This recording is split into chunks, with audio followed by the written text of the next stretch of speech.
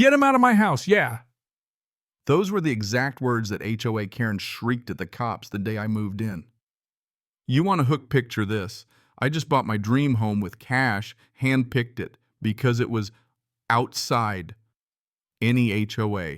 And next thing you know, there's Victoria White waving some official-looking folder and screaming that I'm trespassing in my own living room. Oh, it gets better. She's got proof I signed up for Pine Valley HOA, complete with my signature, and I swear to you it's dead on my handwriting. Even the cops are looking at me like, buddy, are you sure you're all there? I mean, seriously, do I look like the type to sign my rights away and just forget? Comment if you think I'm getting scammed or if you're ready to check me into memory care. Man, I thought buying this house would be my highlight of the year. You know that feeling when you finally pull it off, years of saving endless research, every detail checked twice. Perfect colonial on Maple Street, clear title owner's insurance, all the I's dotted, T's crossed. The best part, way outside any HOA boundaries. I checked 3 times because the last thing I wanted was some retired teacher telling me my mailbox is the wrong shade of beige. But looking back, maybe the universe just wanted to test how far I'd go for peace and quiet. So I'm not even through unloading the truck, and here comes Victoria, late 60s. Silver hair like she irons at Navy Blazer in July, that clipboard like she's storming the beaches at Normandy. She had that teacher confidence, the kind that survives decades of telling 8th graders to spit out their gum. Now she's running Pine Valley HOA like it's her fiefdom. Welcome to Pine Valley, she says, striding over my lawn like she's about to grade my landscaping. Big smile, but her eyes, man, like a shark circling lunch. We need to discuss your compliance requirements, she says. Not a question, just a fact. I put down the box, probably still in shock, and tell her, sorry, but this property isn't in any HOA. That's the whole reason I bought it. And I'll never forget it. Her smile didn't even flinch, just got sharper. Oh, sweetie, I think you're confused. Every house on this street belongs to Pine Valley HOA. Always has, always will. Then she whips out this fat manila folder with my name in perfect penmanship, color-coded tabs, the whole 9 yards. She flips to a page and with the confidence of someone who's just solved cold fusion, slaps it in my hand. Here's the amendment from 2021 expanding our boundaries. And right there, your signature. My heart stopped. Full name, Robert James Miller. My signature, the same weird loop on the capital R, that little slant on the lowercase. But I had zero memory of ever seeing that paper. I told her I never signed this in my life. She laughs high sharp like nails on a chalkboard. You signed it and forgot. Early onset dementia happens all the time. Now, I'm not sure what was more audacious, the forged doc or her telling me to my face that I'm losing it. See, I'm a software engineer. I document everything: scans, digital files, GPS pins on my property lines. No way I'd forget signing something that would change my life. When exactly did I sign this, I ask, pulling out my phone to take photos of every boundary stake. Victoria's tone hardens. Stop with the conspiracy theories.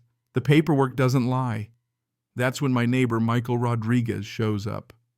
He's seen enough drama to know trouble when he hears it. Paint-stained shirt, smart eyes. He studies the doc, then turns to Victoria. I don't remember any meeting about boundary expansion. That requires notification and votes. Victoria goes red, starts ranting about board-level efficiency. While she's talking, I pull up the county GIS app. The HOA overlay stops 2 houses before mine. Michael checks my marker, reads the numbers to Victoria, doesn't match her story. Right about then, the garage door across the street opens. People start peeking out. Amazing how quick a bold lie can become the truth if you say it loud enough in a driveway. Michael asks if he can take a closer look at the signature. I'm a retired paralegal, still have some forensic gear. We could check the pressure points, ink, all that. Seemed reasonable to me, but Victoria just about loses it. This is ridiculous. The man signed it. Now he needs to comply. She paces the driveway, clutching that folder like it's nuclear codes. Then right in front of us, she dials 911. I need officers at 123 Maple immediately. There's a man refusing to leave HOA property. He's becoming agitated. I'm afraid for my safety. I'm thinking, is this real life? She's calling the cops on me on my own porch for trespassing. Dispatch asks, "Are you in immediate danger?" Victoria says, "Not immediate, but these men are conspiring against a vulnerable elderly resident. Her performance deserves an Oscar." 15 minutes later, Officer Thompson rolls up. I figure this is it. He'll check my deed, the boundaries, send Victoria packing. But no, she's suddenly all calm, helpful citizen officer. I'm concerned about this gentleman's cognitive state. He's claiming not to remember signing our expansion. She hands over the folder like it's Exhibit A in the trial of the century. The officer checks the deed, sees my lot is not in the HOA relief.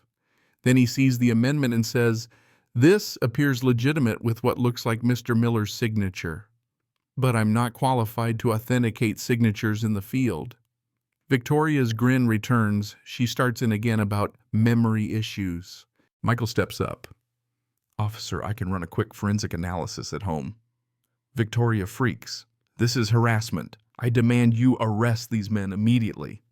Officer Thompson just looks tired. "This is above my pay grade. Both sides, get your lawyers." As he walks away, Michael leans in and whispers, "If you didn't sign that, you were either hypnotized or drugged." Not exactly comforting. The next morning, I'm at Michael's home office. Forensic scanner, coffee gloves, he does chain of custody like he's CSI. Scans the doc, runs my real signatures. The verdict, pressure inconsistencies, stop-start patterns. Someone traced my handwriting. "This is a forgery," Michael says.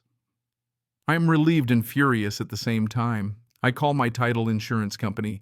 They check, and what do you know? Batch upload error in 2021. My name included by mistake, but my property never matched any HOA boundary. So Victoria's proof is paper thin, backed by a clerical error, not the law. When I confront Victoria with the forensic report, she drops the Widow Act and gets corporate. "Robert, there's a property management engagement covering transitional parcels." She hands me another letterhead, all legalese, listing my address as needing immediate compliance. The HOA maintenance crew shows up next, tagging my garden gnomes for safety violations, citing codes that don't even exist. City inspector comes out, checks the codes, none match. He logs it all, says it'll go to the city attorney. The pattern is clear. Every time I counter her with evidence, she just shifts tactics. Officer Thompson sees it too. "Ma'am, I need specific legal authority.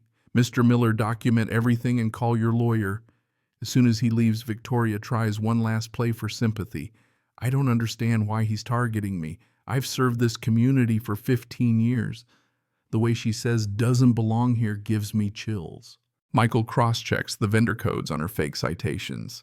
These match a divorce case I handled. Her ex-husband is still alive, by the way, not dead like she claims.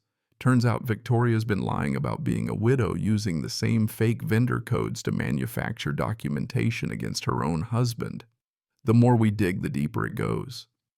City billing records show she's been charging the city for fake maintenance on my property for years, using internet stock photos as proof. Meanwhile, she's reporting her own husband deceased to insurance while he sits alive in a nursing facility. I track her to the nursing home. She's sneaking in headscarf and sunglasses, not at all grieving widow. I meet Harold, frail, confused, but clear on one point. That woman isn't my wife. My Victoria was kind. When Victoria sees me with him, she loses it, screaming, chasing me through the parking lot, calling the cops, claiming I'm stalking her. Security cameras catch it all. She keeps escalating medical emergencies in the grocery store, fake heart attacks, always with perfect timing for witnesses, always calling the cops on me. The judge finally grants her a restraining order. While I am legally barred from my own property, Victoria moves into my house, hires movers, waves fake court papers. But Michael and the neighbors rally. They stand their ground, document everything, and finally the cops force Victoria out when the order expires. Michael's research finds the smoking gun. Victoria's been mailing fraudulent documents using USPS mail fraud, a federal crime. Postal inspectors get involved, connect her to similar schemes in 3 other states. Suddenly, the scam that started on my front lawn is national news. Inspector Smith tells me, "You're lucky. Other victims didn't survive." In court, the evidence is overwhelming: fake signatures, stock photo, invoices, medical records showing her dramatic emergencies were timed, not real. Even Harold testifies, calling her the angry lady who isn't his real wife. Victoria's act finally cracks. She erupts in rage, then goes cold, promising me with a chilling smile that it's not over. She threatens insurance fraud, hints at accidents, even murder. Sure enough, within 24 hours, she files a $2 million life insurance claim, forging my name. Federal agents pounce. The case goes RICO, mail fraud, elder abuse, insurance, murder. At sentencing, the judge calls her cruelty incarnate. She gets 15 years in federal prison, banned from any fiduciary job for life. Harold recovers, neighbors apologize, and for the first time, I feel safe at home. Months later, I get a letter from prison, just 4 words. "Get me out, Robert." The woman who screamed, "Get him out," is now begging me for a lifeline. Justice, it turns out, isn't the sound of a gavel. It's the click of a neighbor's key in her front door, safe and sound. And Victoria's real legacy: a block full of people who know better, who help each other, and don't fall for the next official scam that lands in their mailbox. So what do you think? Was Victoria always just a neighborhood Karen with ambition, or was she something far darker all along? Would you have spotted the scam before it got this far? Or did she play the system perfectly? Drop your theories and HOA war stories below, because if you made it to the end, you're one of us now. Stick around, hit subscribe, and let's keep an eye out for the next Victoria together.